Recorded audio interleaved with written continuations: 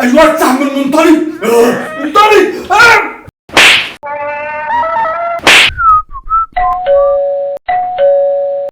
وانا بقول الشقه نورت مره واحده ليه كده؟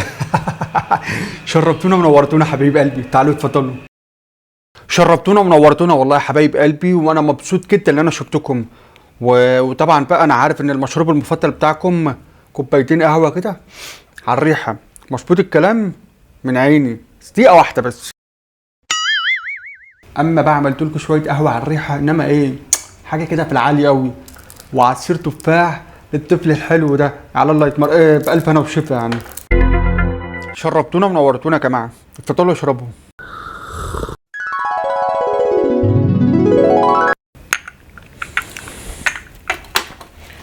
وبعدين بقى في الناس اللي ما بتتكلمش دي، لما كانت انا لازم اخترع اي حوار او اعمل اي حاجه على اهليكم. بصوا يا جماعه، شايفين الكوبايه دي؟ سبحان الله. طب انتوا عارفين اللي اخترع الكوبايه دي واحد شبهنا بالظبط؟ سبحان الله، قادر على كل شيء. شربتونا ونورتونا. يا رب بعد اللي انا قلته ده يجيب فايده ولا حاجه، بدل ما هم قاعدين خارسين كده كانهم جايين على شوحة محروق. نعم يا حبيبي، ابص على ايه؟ ايه؟ ابص؟ لا مفيش حاجه.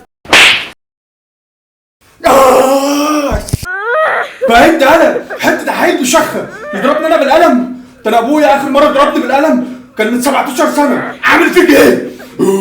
ايوه افتح من منطلق منطلق. هعمل فيك ايه؟ هعمل فيك ايه؟ تاني؟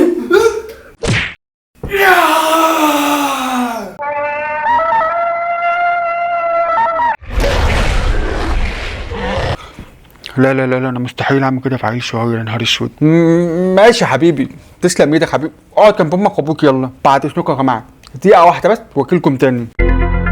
بص يا حبيبي، بص شفت السلحفه وشفت الفيل؟ عمرك شفت فيل لونه بينك؟ تعالى انت بتضربني بالقلم ده. انا بص، تعالى ما تخافش، هخليك تلعب بيهم وتاخدهم معاك وانت ماشي. تعالى ما تخافش، بس ما تقولش لماما وبابا، اوكي؟ تعالى يا حبيبي، تعالى ما تخافش خالص. تعالى. عارف لو مديت ايدك عليا، عارف انا ممكن اعمل فيك ايه؟ مش هرحمك، مش هخليك تروح مع ماما وبابا النهارده، فاهم؟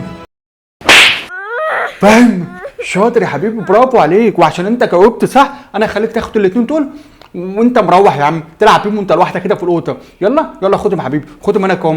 اسمع كلام، يلا روح خدهم يا حبيبي، يلا روح لماما وبابا وانا جاي لك اهو.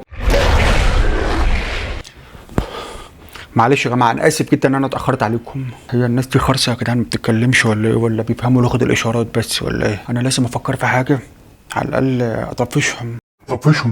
حاضر هطفشهم. بصوا يا جماعه، ربنا سبحانه وتعالى مدينا 5 حاجات مهمين جدا. ايه هم بقى ال5 حاجات دول؟ اول حاجه الودان. طبعا كلنا عارفين ان الودان فايدتها ايه؟ عشان نسمع بعض، ناخد بالنا من الاصوات اللي حوالينا، نتكلم مع الناس في التليفونات، نسمع الناس اللي على بعد مثلا مننا 50 متر ولا حاجه، 100 متر كده يعني، مش عشان نتصنت على الناس ونسمع هم بيقولوا ايه، ولا نشوف الناس من ورا الباب بيقولوا ايه. طبعا احنا ما عندناش الكلام ده. وتاني حاجه العين.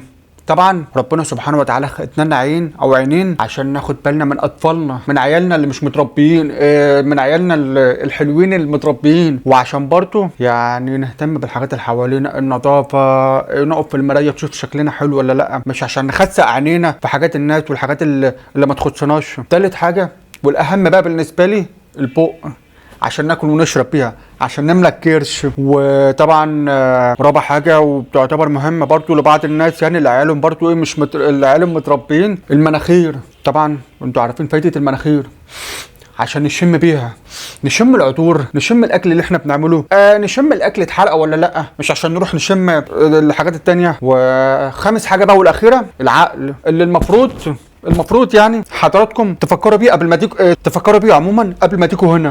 قصدي يعني وشربتونا ونورتونا يا جماعه والله. طبعا انت مبسوط كده يعني باللي انا عملته؟ ايه هتمشوا احسن. ايه قصدي يعني اشوفكم بقى المره الجايه. تعالوا اتفضلوا.